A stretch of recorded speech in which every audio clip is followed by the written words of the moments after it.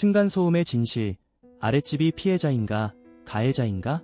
소음 뒤에 숨겨진 심리전의 충격적 실체.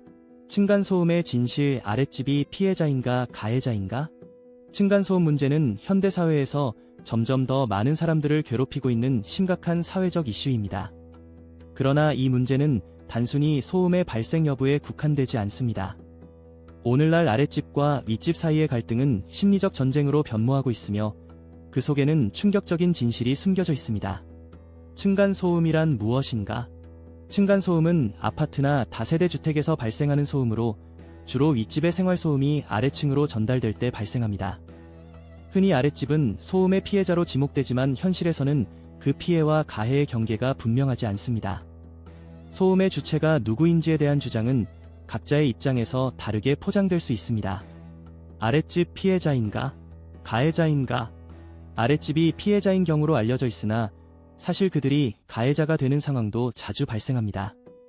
예를 들어 아이들이 뛰어다니거나 할머니의 정체불명의 소리, 혹은 근처 건설 현장에서의 소음은 모두 아랫집에서 발생할 수 있으며 이로 인해 윗집 주민에게 피해를 줄 수 있습니다.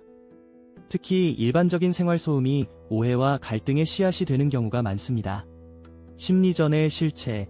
그렇다면 이러한 갈등은 단순한 층간소음으로 끝나는 것일까요? 최근에는 아랫집 또는 윗집에서 특수한 장비를 사용하여 생활소음 속에 곱씹어야 할 불쾌한 말들을 섞어 보내는 경우도 발생하고 있습니다. 이는 단순히 소음 이상의 심리적 폭력을 뜻하며 피해자는 지속적으로 괴롭힘을 당하게 됩니다. 또한 자주 묘사되는 조직 스토킹의 사례를 살펴보면 집 근처에서 느끼는 불쾌한 속삭임이나 조롱의 웃음들이 이러한 심리적 전쟁을 더욱 부추기고 있습니다.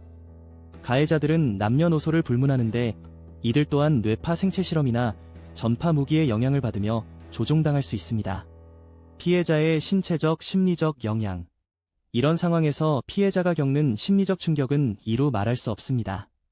이어지는 내용은 블로그 게시물에서 확인하실 수 있습니다. 게시물 링크는 더보기란 또는 고정 댓글을 참고해주세요. 영상이 도움이 되셨다면 좋아요와 구독 부탁드립니다. 감사합니다.